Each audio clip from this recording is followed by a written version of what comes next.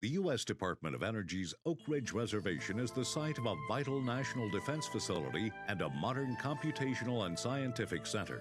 But over the years, parts of the reservation have been contaminated with radioactive and other hazardous waste. DOE has been busy cleaning up those affected areas, but much remains to be done. Citizen input is a valuable part of that effort, and DOE welcomes advice from the Oak Ridge Site-Specific Advisory Board, a citizens panel that provides independent advice and recommendations on DOE's cleanup of the Oak Ridge Reservation.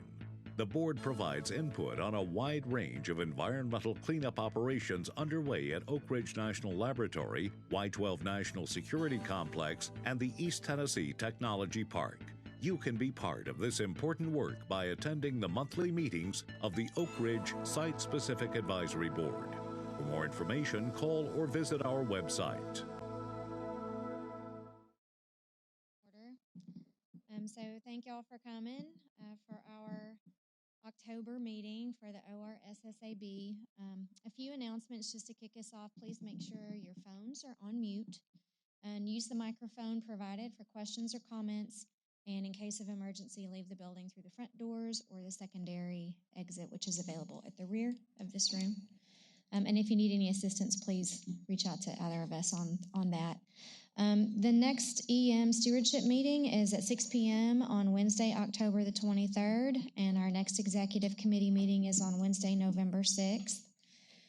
Some additional information up there on the screen for y'all if you need that. And with that, I'll go ahead and call for announcements from Dave Adler. Do you have anything today? Just a real quick update on some field activities. Jay is on a much-needed vacation, by the way, in Charleston, and Laura is also on spring break with her daughter. So we're at tonight.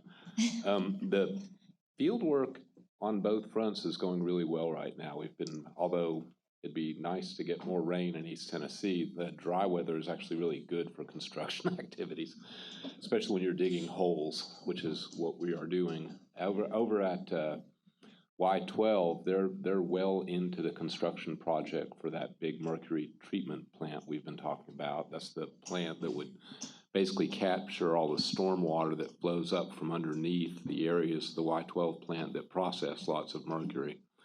They're digging a large, essentially wet well where at the headwaters of the stream. I was out there last week, and they've actually made it down to groundwater now, so they're pumping out groundwater and proceeding with their excavation. Down in about 1,000 feet downstream from there, where they're actually going to build the water treatment plant itself, they're also digging a very big hole. The project's humming along right about on schedule, so we're pretty pleased with that. Over at ETTP, the K-25 site, they've also hit a couple of significant milestones. It's really not visible as you drive past the site, but the large, tall building that is basically the old gaseous centrifuge experimental facility, big, tall, probably about 7-story tall, white building that you see from the turnpike. There's a lot of work taking place inside that building. They're basically removing centrifuges and getting them packaged up and stabilized for shipment, mostly out west. And then at the back side of the site, where the old, what was called the barrier plant, which was the largest remaining building on the site, but for the centrifuge building I just mentioned, it's all gone now. If you go around to the back side of the site, where there used to be lots of big complexes of buildings, it's all gone and graded out and recontoured, and they're hydroseeding, and soon it'll just be a grassy field. So we're pretty pleased with that. Aside from that, I didn't have any updates for tonight. Great, thank you. Christoph, any updates from you? Announcements. Good evening, everyone. Hopefully, we're in time of a little bit cooler temperatures. So I'm not sure how the weather was affecting participation in the previous board's meetings, but I'm seeing the full room. I'm so happy that there is a tremendous interest in the community in the Oak Ridge Reservation cleanup. Thank you. Thank you, Christoph. And I believe we have Carl Frode from the EPA on the phone. Carl, if you have anything. The only thing that I can share right now is that the dispute on the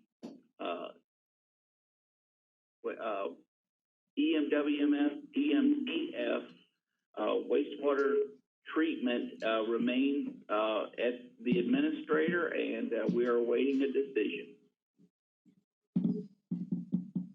Okay, great. Thank you. And with that, we'll move into the presentation. Leon, if you would introduce our speaker this evening. Our presentation tonight is East Tennessee's Technology Park Groundwater Update. As we all know Dave Adler well, we have a few guests tonight. We'll read his brief bio. Dave Adler serves as the Director of Quality and Mission Support Division of the Oak Ridge Office of Environmental Management.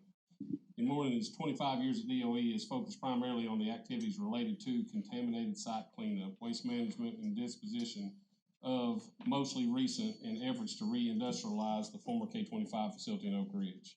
Adler holds a bachelor's degree in biology from Rutgers University and a master's degree in toxicology from the University of Michigan. Like that. Thank you. All right. I don't need this. So we've got a fair number of new members, fair number of people who've been around longer. Tonight's presentation is really just a status report on our efforts to make some decisions on how to manage the groundwater problems out of the K-25 site or the ETTP site. Again, that's the site in the northwest corner of the reservation. It's the site that DOE has been focusing on pretty hard at DOE, EPA, and TDEC. Been focusing on pretty hard. It's where most of our money is being spent, and it's actually approaching completion. Most of the surface facilities are now gone. A lot of soil has been dug up. We still have a bit more dirt to dig, and we've got a significant set of groundwater challenges underneath the site. To finish the job, we have to have decisions on what to do about that groundwater contamination. To redevelop the site, it's helpful to have decisions on what to do about the groundwater contamination, so that will be a pretty big focus over the next months to years. Since we last met, there's some new data on groundwater, and we're making some progress with developing alternatives analysis. So I just wanted to give the group a quick update status report on groundwater. Shouldn't take too long, then we can, of course, do questions afterwards. All right. Is it possible to turn the lights down just a little bit without messing up his, I think the pictures show up a little bit better. That's good. That's fine. Thank you. So again, this is the East Tennessee Technology Park. I'm circling about 700 acres of land. There is additional land out here. It's called the Powerhouse area, and this is the Duck Island area. And there's a bunch of land up here and off the screen, about 3,000 acres of conservation area. Tonight, we're going to talk about the portions of the site that were pretty heavily industrialized and the groundwater challenges that are associated with them.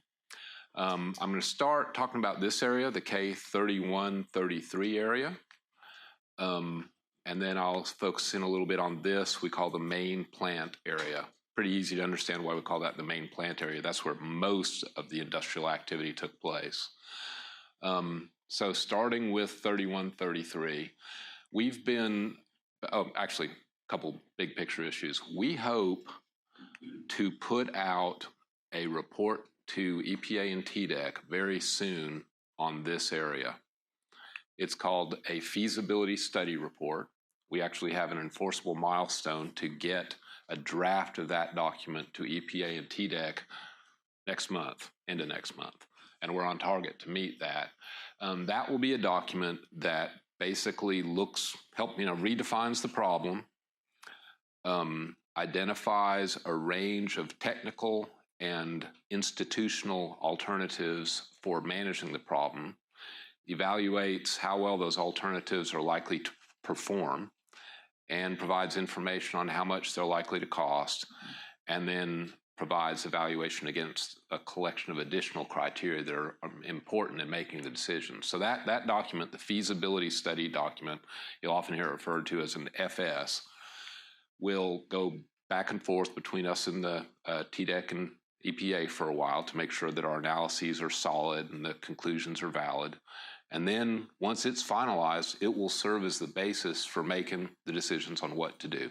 It'll give decision makers the information they need to understand the merits of different approaches, and it will serve as the basis for making decisions. So getting through that effort, the feasibility study effort, will be a significant accomplishment, assuming that we succeed. If that goes well, sometime in 2021, currently projected for April 14th, we'll issue our proposal to the public. Just as we've recently issued a proposal for the landfill project, we'll issue a proposal for the main plant area on what to do. We'll take public comment on that proposal and then evaluate public comment and ultimately sign a record of decision sometime in 2022 and then act upon it. If the decision says do A, we do A. If it says do B, we do B. You will be provided a copy of the draft documents as we move through.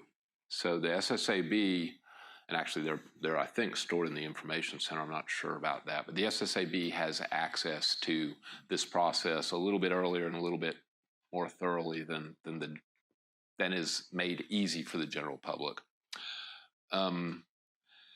Let's see, for 3133, we are also, I think, getting close to hopefully making some decisions on what to do. The problems there aren't nearly as severe as they are in the main plant area. We've been asked to go out and get some more data for the 3133 area. We're sampling some existing wells, getting a couple more rounds of data. Then after that's done, we'll decide what to do about the residual groundwater contamination at 3133.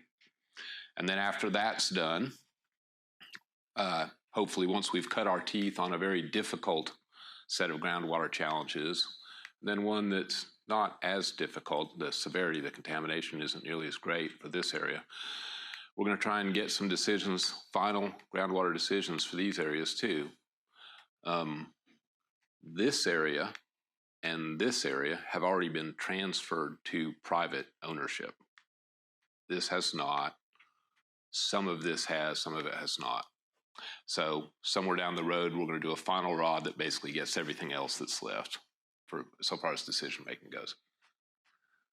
All right, I'm not going to dwell on this, but basically we've done a lot of work to lead up to this point. We have a lot of wells across the side, closing in on 500. 355 at the main plant and about 20 at the 3133 site.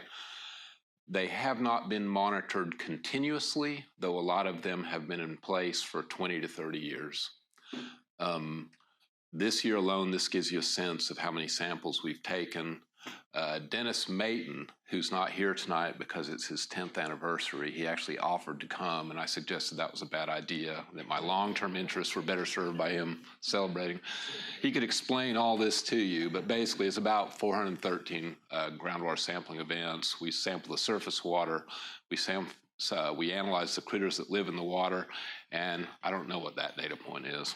We'll get Dennis to explain that. Okay, so now we're looking at the K3133 site. About 200, excuse me. Huh?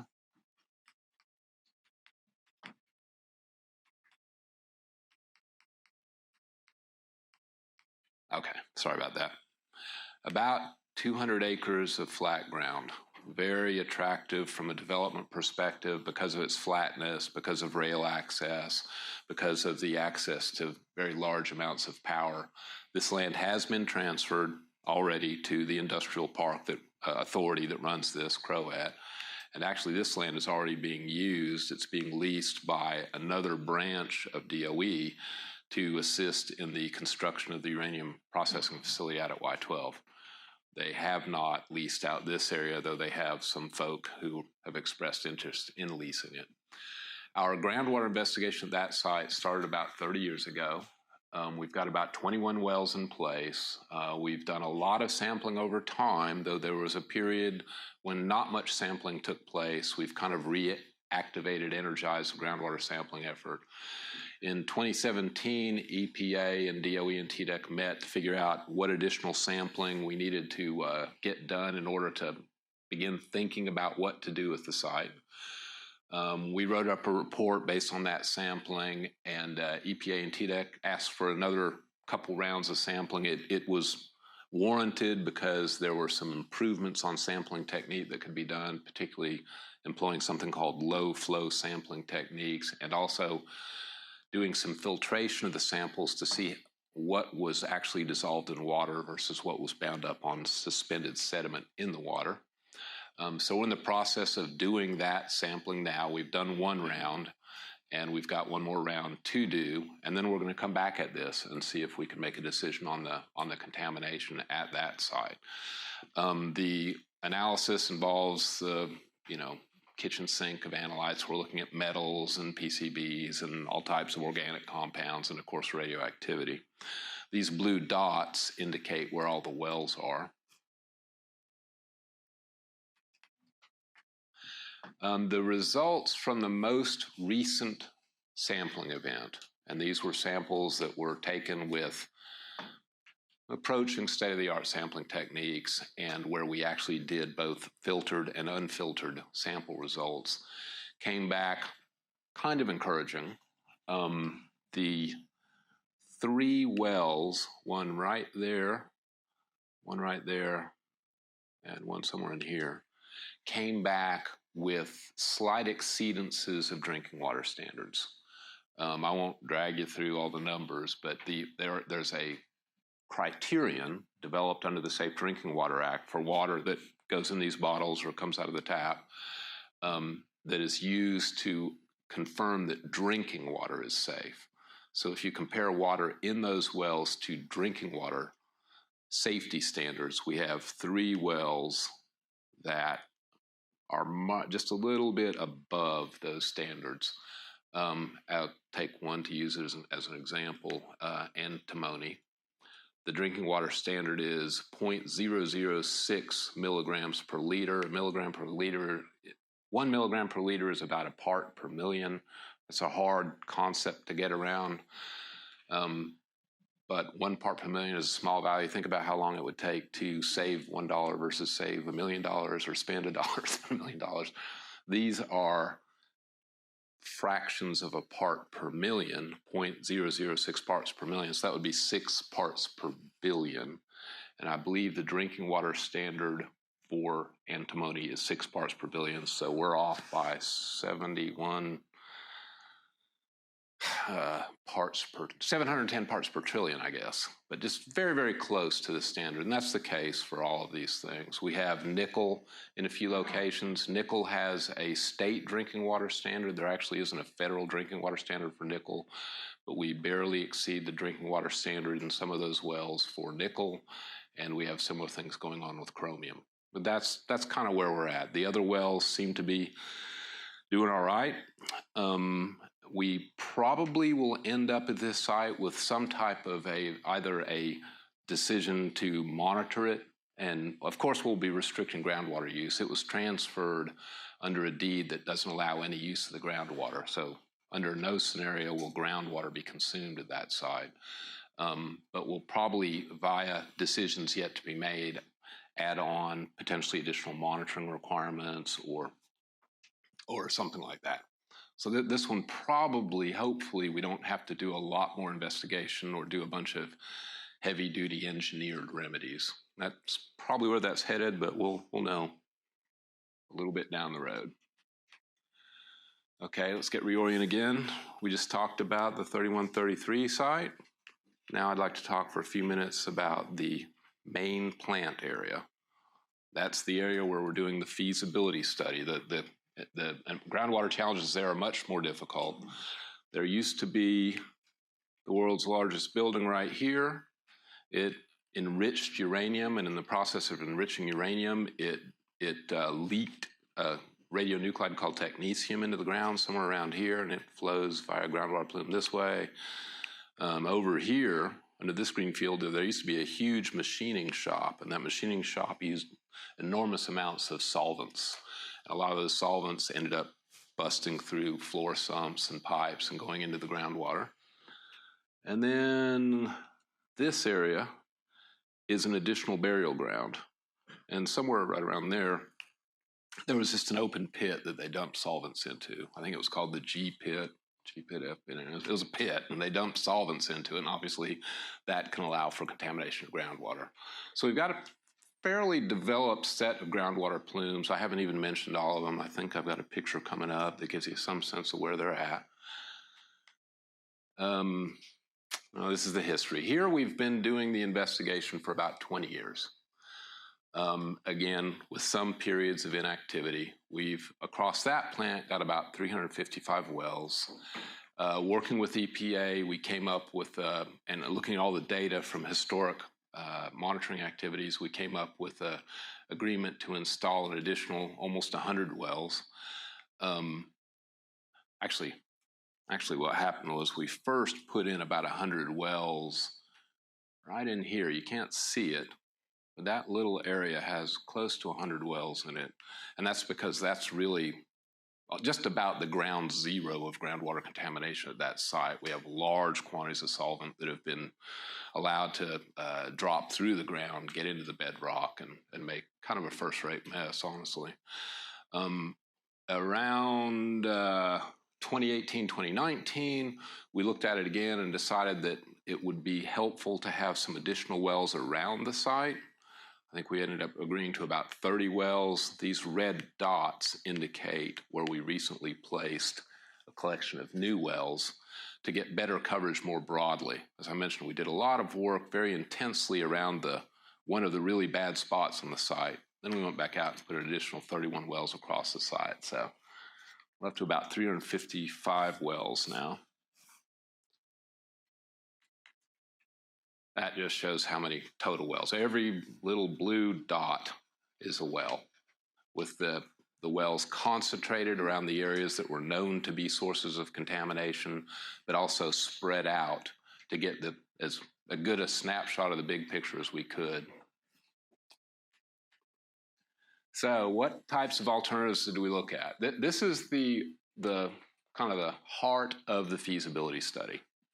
And I'm not going to spend a lot of time talking techno-speak tonight because there will need to be an additional presentation to this group on the feasibility study when it becomes available.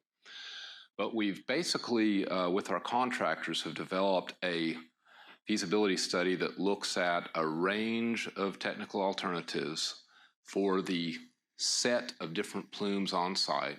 And it allows you to kind of do a pick and choose type remedy. You can say, let me try biological remediation where you introduce a carbon source into the groundwater that stimulates microbial growth, and the indigenous bacteria go and eat up solvents. You could say, let's do that on plume A, B, C, but let's do pump and treat on C, D, and E, or you can mix and choose. So it's a pretty clever way of assembling a feasibility study. It really allows you to look at a wide range of alternative approaches. We developed the technologies to look at in coordination with EPA and TDEC. The focus that we ended up with is on some in situ thermal treatment methods where you actually introduce heat into the ground to try and dry volatiles off. We looked at some other what are called in situ or in place remedies, including biological methods. We looked at basically just monitoring, standing back and seeing what happens as you prevent water use and watch what happens to the groundwater, and a collection of other things. We'll dive more into the technical approaches being considered later. Generally, there is a lot more opportunity to make things better in the unconsolidated zone, the shallow contamination problems, than in the bedrock, though we're not without any tools to address bedrock, but it is more challenging to get at things that are down in the cracks of bedrock. So this slide gives you a sense of where groundwater contamination is and is not. Again, this is the main plant area. It's about 50% impacted by groundwater contamination plumes. It's a little fuzzy, but the purple areas are where it is at its worst, and then as you move away, you get to lower and lower concentrations. The edge of each of these plumes is defined by, what do we use, 5, basically where we're above the MCL up to about 100 micrograms per liter. MCLs tend to be around 5 micrograms per liter, 5 parts per billion. So the edges of these plumes, the lighter colored areas, are close to drinking water standards. As you move into the centers of the plumes, you get to much, much more severe contamination. What we've, the initial results from the feasibility study, which I'm not going to get into much detail yet because they haven't been reviewed or commented on by our partners in this evaluation, but what they're generally showing is that the more aggressive we are with technology, the more quickly groundwater contamination can be remedied, but also the costs go up. That's a pretty straightforward thing. The costs range from the lower end alternatives where you're really just getting bacteria to work for you and monitoring. They begin in the tens of millions of dollars. Going in with some of the more aggressive ones can easily be over $100 million. So there's a big spread in how much different approaches can cost. In terms of the time required to get to a good place where the water is restored, or at least as restored as you can get it, the different alternatives tend to take from decades to greater than 100 years. So that's the kind of time frames and dollar values we're looking at. And we'll come back with more precise numbers and much more specific deep dive information the next time we talk on this.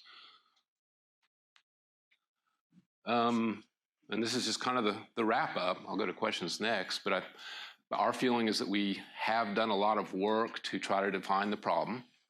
You never fully define subsurface groundwater problems because of the nature of the underground. We have spent a lot of money and a lot of time trying to get at it. We have worked with EPA and TDEC to add a significant number of additional wells to hopefully ensure we've got a good complement of windows into the subsurface. We think we're in a good place to start working on making decisions on what to do next. We're doing it by looking at a lot of different technologies, and ideally we'll make some decisions over the next, for K31, 33, in a matter of months to a year. In the case of the feasibility study for the main plant, it'll take a few years because we got to get through all the analyses and the formal decision-making processes. I believe that's my last slide, but I'd be happy to try and answer any questions people have. Any questions from the board?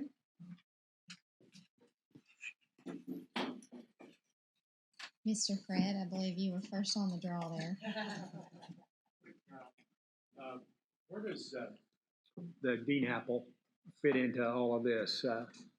So DNAPL stands for dense non-aqueous phase liquids. It's a fancy name for solvents that are heavier than water. When you pour, it's kind of like when you mix oil and vinegar. The vinegar is more dense than the oil, so the oil rises to the surface. In the case of DNAPLs, they are more dense than water, so they tend, and they also don't dissolve in water very well, so they tend to migrate down through the water column, hit the top of bedrock, go through soils, hit the top of bedrock, and then disperse where they can into passageways within the bedrock. We do have DNAPL contamination problems at ETTP, and that they certainly make for one of the most difficult restoration challenges out there. We have DNAPL problems below at least 2 or 3 of the plume centers we talked about. So we're looking at ways of addressing that, but they are part of the problem out there, unfortunately, and that's a tough problem to solve. What risk does DNAPL have when you look at the whole? Sure. Well, one of the reasons that excuse me, people started using these types of solvents, and they're basically hydrocarbons that have halogens pinned onto them, fluorine, chlorine, mostly chlorine. So you have names like perchloroethylene, trichloroethylene. But the reason people started using them initially is because they are good solvents. You can use them to get grease off of things. They don't burn. So in the past, when people had to get gunk off their engine part, they'd soak it in alcohol or gasoline or kerosene and get the gunk off. But if they lit a cigarette or had a spark, they could have a horrific fire on their hands. So this stuff was initially introduced in the industry because of the promotion of safety. The bad part is that when they get down into the groundwater, though they're not very soluble in groundwater, they do slowly dissolve into the groundwater, and they yield contaminated groundwater. And if that groundwater were to be consumed, there are concerns about the toxicity via ingestion. Some of them are suspected or known carcinogens. So you end up with drinking water standards that are very, very low for those. They tend not to be as big of a problem in aquatic systems for fish and such, but if when you analyze the potential human health risks, then you end up, in order to be able to drink water, you need to keep the levels of those things really, really low. So we're obviously cutting off any consumption via institutional measures, but the ideal thing would be to restore the natural resource so that someone could drink the water, or so that you eliminate concerns that it's going to spread out, get off site, get into someone's well field, things of that sort. Right now, as a toxicology type guy, I think that there are no significant human health risks because nobody's drinking the water. But I certainly wouldn't drop a straw into some of those wells either. So, Thank you. Bonnie? Yes, that's kind of my question. What is your ultimate goal? Is it to totally remediate, or to get it to, because you're not going to allow groundwater users right there. So the law, this commonly referred to as the Superfund law, requires that we take a good run at trying to restore the groundwater to its highest beneficial reuse. So that would be restoring it all drinking water standards. That may not be possible. That also may not be possible within a reasonable time frame. But the law, basically, I can't remember the precise words, but it says you'll generally try to achieve drinking water standards in contaminated plumes. So we're going to try and look at some alternatives that get us as close to that as possible. But we are also looking at alternatives that prevent people from drinking the water, and combinations of the two. Ultimately, it'll be the proposed plan, the public comment, and the record of decision that establish what our ultimate requirement will be. But right now, EPA and TDEC are appropriately pushing for as aggressive a remedy as can be practically implemented. DOE has the responsibility to make sure that we don't just throw money after money after money after money. So there will be an appropriate tension discussion over how much to spend on the groundwater, and we'll see how it sorts out. So ultimately, there may be just a decision that we've done all we can do, and it's pointless to spend any more money. Or well, at a minimum, we have to ensure that everybody is out of harm's way. Right. So that requires that we have a monitoring network and use prohibitions that assure that. My guess is that we'll do better than that, because we do have some other technologies out there that don't cost a lot of money compared to what we spent getting the buildings and the dirt out of the way. But how much more aggressive will be part of the interesting discussion yet to come. Thank you. Sure. Mr. Fred, do you have anything else? Oh, okay. Got one up there? Georgia. It seems to be a lot of wells, and I was just Yeah. wondering, how often are they monitored?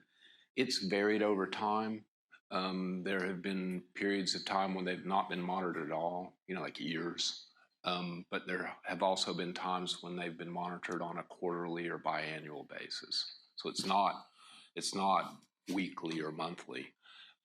They actually do, a few things with the wells. One is they allow us to understand the quality of the water in the subsurface. So we actually take water out and analyze it for chemicals or radionuclides. But they can also, by measuring the depth to the groundwater in multiple locations, get some sense of what direction groundwater is flowing in and how the groundwater moves under the site. Sometimes when those latter information objectives are being pursued, they'll take samples with it. They bounce a laser beam off the top and they can get distances. That'll be more intense. They might do that, every month for a year. But for the most part, quarterly to semi-annually. So you try to get information that's representative of the fluctuations in the water table, because of course it goes up and down between dry and wet seasons. Mr. Ed? I have several questions here. Following her remarks about the number or the frequency of the samples, to get into the feasibility study now implies that you've done all the testing you have to do. We're hopeful we have a sufficient information base to come up with some conceptual remedial approaches. That's a subjective assessment. It really depends on what level of uncertainty you're willing to deal with. I think a challenge is to make sure that we don't spend too many years and too many millions reducing uncertainty and putting off decision making. On the other hand, you don't want to make a decision that if you're flying blind. We think we're kind of at the sweet spot and at a good place to start making some decisions. Now, once we make those decisions, say we decide to use bioremediation, take advantage of the bacteria that work for free, there will be more wells drilled, more samples taken to assist in the design of that remedy. But in order to pick a conceptual approach, we think we're getting pretty close to having the information we need. So between the feasibility study and the record of decision, is there going to be a long lapse of timeline there? Yeah, well, first of all, yes, there will be. It's a couple of years, actually, if I remember the schedule properly, because we submit the feasibility study, and EPA and TDEC have the responsibility and authority to ask the same question you just asked. After they look at all the analysis, they may differ with DOE's assessment that we've got enough information. They may want us to get a couple more wells, do something else. That's possible and legitimate. But assuming there's not a requirement to go back and do additional investigation, it still is a multi-month process to come to closure on a feasibility study. And then to develop, basically each of these documents are very carefully prepared, reviewed, revised based on input from the technical expertise at TDEC and EPA. It takes half a year to finalize a document. All right, in terms of the technologies, what I get out of this is that the aggressive versus the not as aggressive technologies, it's only going to be judged in terms of money? And time. Actually, no, it's not just money. It's not just money. Money matters, but it's not just money. It's going to be judged in terms of meeting legal requirements, in terms of the rapidity with which it achieves cleanup objectives. We will be looking at one thing that's important to DOE, and I'm not going to say it's not important to EPA or TDEC, is how the remedy shapes how you can reuse the land. If we put a network of wells all over this property we're trying to develop, then nobody's going to use the land. So we'll be looking at how remedies can be engineered to minimize disruption on future land use. We have to look at how well it protects not just people, but critters in the receiving stream. So there's a whole bunch of criteria under the law that we have to look at. It certainly is complex. And lastly, so you're going to have a feasibility study that may cover several technologies, right? Mm-hmm. For different areas. Yeah. So this FS or feasibility study is going to be used by several contractors, potentially? It's being developed by a team of contractors, and it will be used by DOE, EPA, the state, and the public in selecting a remedy. And then we'll bring in new contractors to implement whatever we've picked. But once it's finalized, the implementation will be using one FS. We'll see how it unfolds. It may be that once we've completed our discussions with EPA and TDEC, they may say, let's try this here wait a little while, and if it seems to be working, let's try it at all the other similar locations. I could see a range of different ways it could unfold from here. We're interested in making as many good decisions as we can implement, as we can make early, so we can determine our fate. But it's a complicated site with multiple plumes. So I could envision a range of different approaches in terms of the sequencing and timing of the cleanup process. And lastly, sorry, you have the institutional controls as part of the process. Yes. I see it, from the outside, a process by which you can elongate time of finalizing the right, and you still control the risks to the community and people and so on. Yes, we will be able to ensure that nobody gets harmed by that in any scenario. The law places a preference on using technology and treatment to get things done as quickly as can be done, but it is balanced by cost and other factors.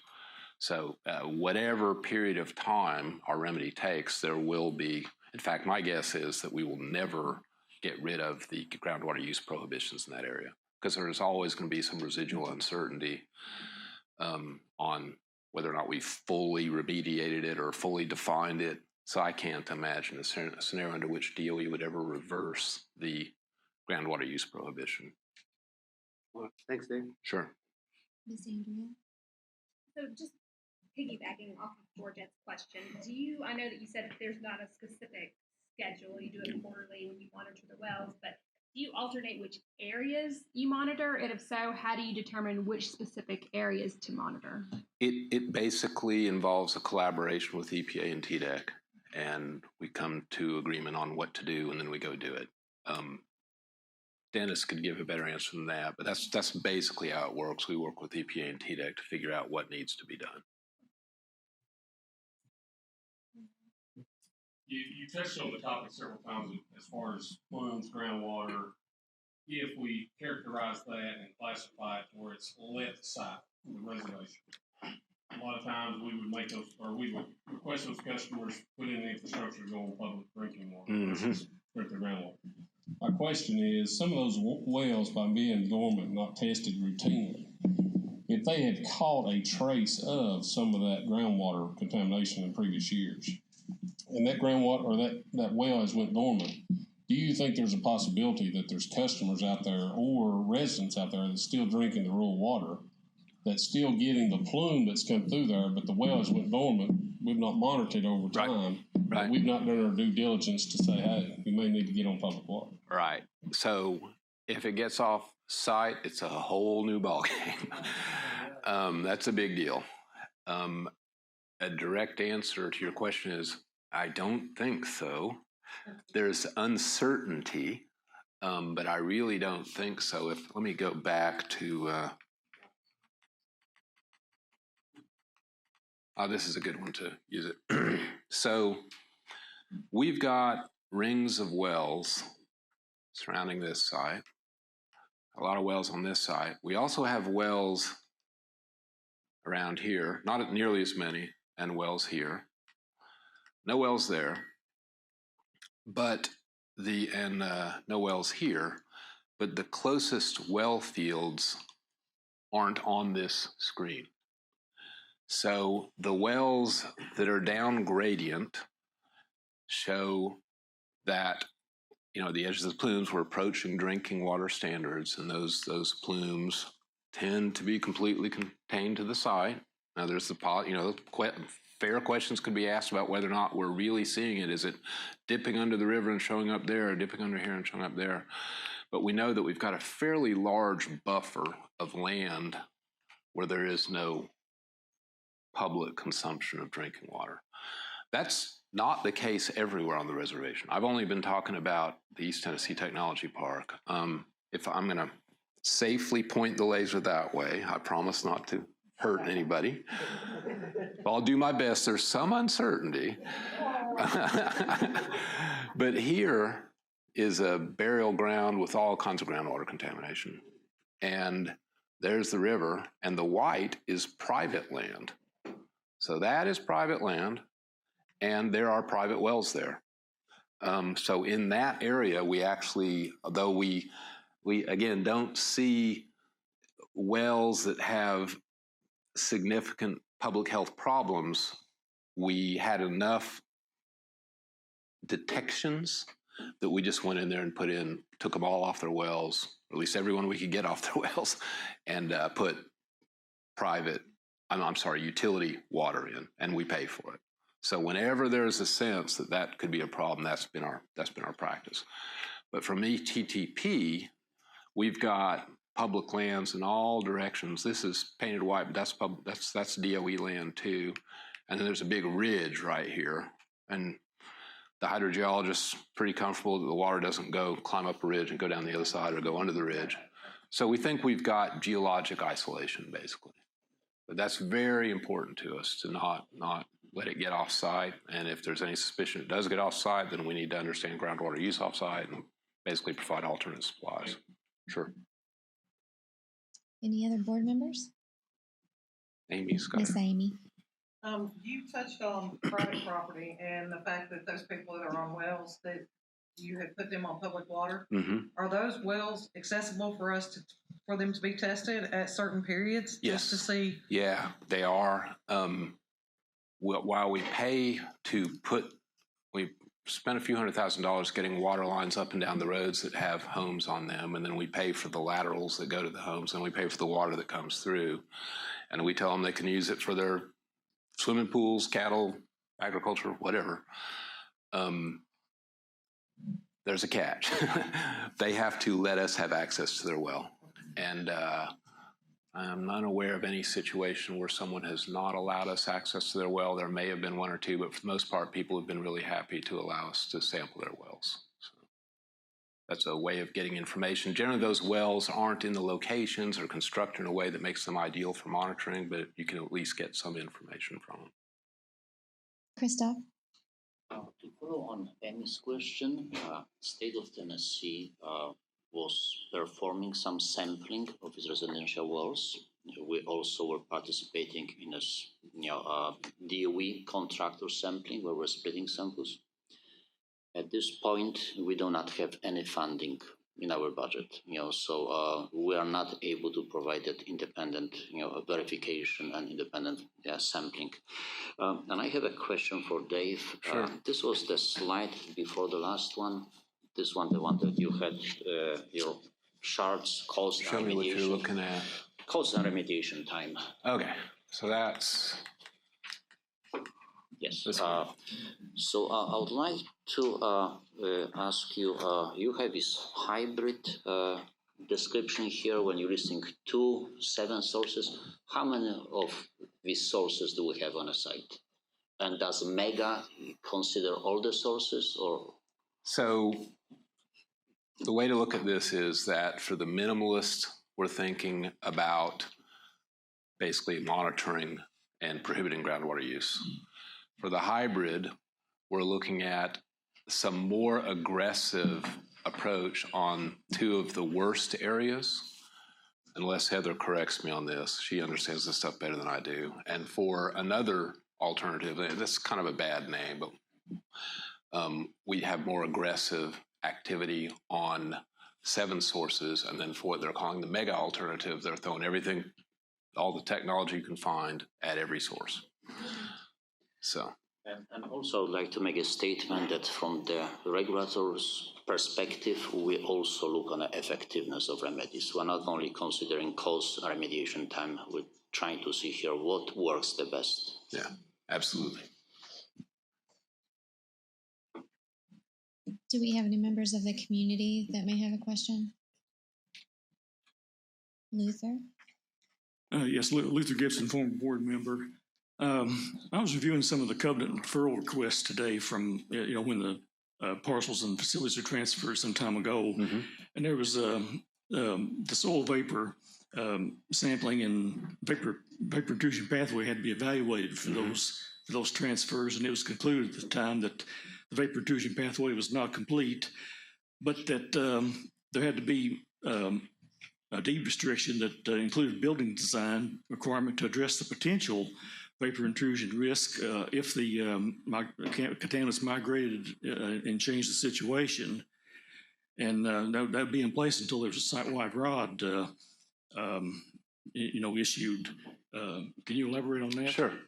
The phenomenon he's talking about is a concern that all these solvents down in the water can, as they move around, can volatilize out of the surface of the water, migrate up through the soil column, and become an exposure issue to people above ground. Also, you can get a similar phenomenon when you take well water, pump it through your shower, and then you get volatile organic compounds in your shower.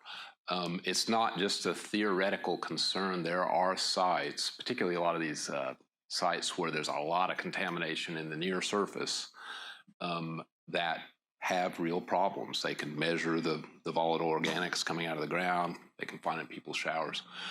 We went out on this site and evaluated that concern.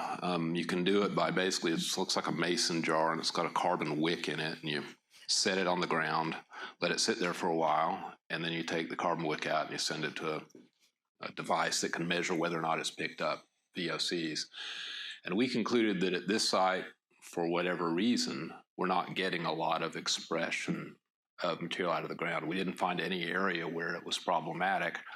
Nonetheless, again, given uncertainties, our transfers require that people, that's nice, people they basically abide by an EPA guidance document to ensure that that's not an issue. So that can require that you put vapor barriers in and different things to ensure that this doesn't become an issue in your building.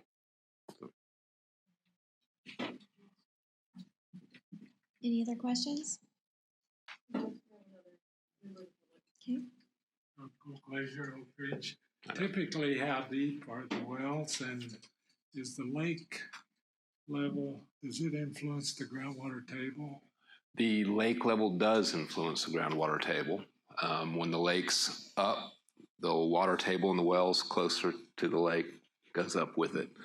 The wells vary in depth, from tens of feet to, we have some that go many tens of feet, that are just all over the place.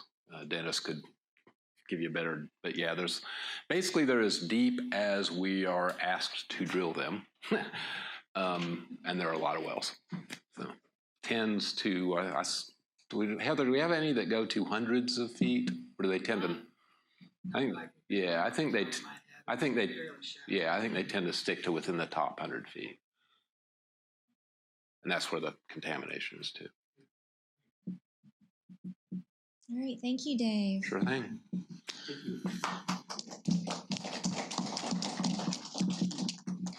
Okay, the public comment period is now open. I believe, Luther, you have a comment. Please state your name and keep your comments to 3 minutes. I'm Luther Gibson, member of the board 1999 to 2005 and board chair 2001 and 2. Today is day 99 since a notice was posted by the EM Consolidated Business Center in Cincinnati. The DOE intended to issue a draft RFP for UCOR's expiring contract within 15 to 60 days of that day, which was July 2nd. This has to represent someone's missed milestone or performance measure on someone's part, perhaps a webmaster there in Cincinnati. I'm just bringing it to DOE's attention again. There's a good section there's a report that's issued annually called the Oak Ridge Reservation Annual Site Environmental Report, and there is a real good section on ETTP still in it for the 2010 report was just issued last month. That's about the schedule they're issued on. But there's a real good section for ETTP there on that includes a little more detail on groundwater that might be good to read to go with Dave's presentation. Just want to bring it to your attention. Thank you. Thank you, Luther. Are there any other members of the public who'd like to make a comment? As a Citizens Advisory Board to the Department of Energy on environmental cleanup, we want to encourage the community at large to attend and participate in our board and committee meetings. If you are unable to attend, please send in your questions and comments to the address shown. Appropriate comments and questions will be read during the public comment section of the meeting and will be given the same consideration by the board and DOE as those given in person. Meeting schedules and ways to communicate with the board can be obtained by calling 241-4583 or by visiting our website.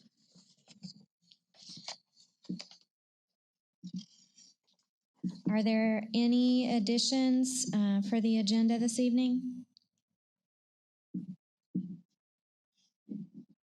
Okay.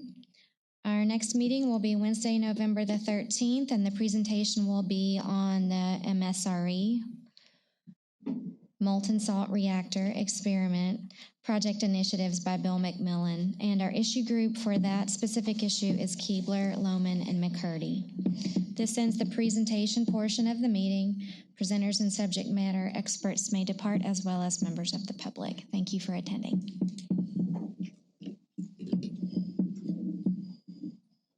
Okay, we'll jump into board business. Ms. Bonnie, I'm going to hand things to you for the minutes. In your package, you'll see the minutes from the August 24th annual meeting that we held at Tremont.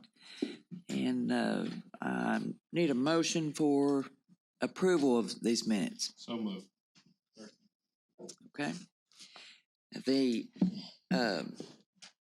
minutes for the September meeting of September 11th are not available at this time, so we'll deal with that next meeting. That's all I've got.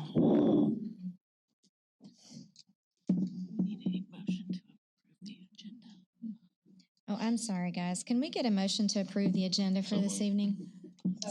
Second. Okay. All right. Leon, do you want to talk about our EM and Stewardship Committee officers? Yes, ma'am, we will. And we want to bring back up, I'll kind of summarize what happened the other evening. Our last EM stewardship meeting, we were kind of low on our count enough to actually pull a vote to meet our quota as far as to elect a new chair and a vice chair. So what we're going to do tonight is we had moved it to tonight's meeting since the majority of the ORSA meeting board members sat on the EM Stewardship Committee. We're going to open the floor tonight for nominations and elect a chairman and a vice chairman. Now, the way parliamentary procedure reads, we can read the names that have been nominated. The U.S. Department of Energy's Oak Ridge Reservation is the site of a vital national defense facility and a modern computational and scientific center. But over the years, parts of the reservation have been contaminated with radioactive and other hazardous waste. DOE has been busy cleaning up those affected areas, but much remains to be done. Citizen input is a valuable part of that effort, and DOE welcomes advice from the Oak Ridge Site-Specific Advisory Board, a citizens panel that provides independent advice and recommendations on DOE's cleanup of the Oak Ridge Reservation. The board provides input on a wide range of environmental cleanup operations underway at Oak Ridge National Laboratory, Y-12 National Security Complex, and the East Tennessee Technology Park. You can be part of this important work by attending the monthly meetings of the Oak Ridge Site-Specific Advisory Board. For more information, call or visit our website.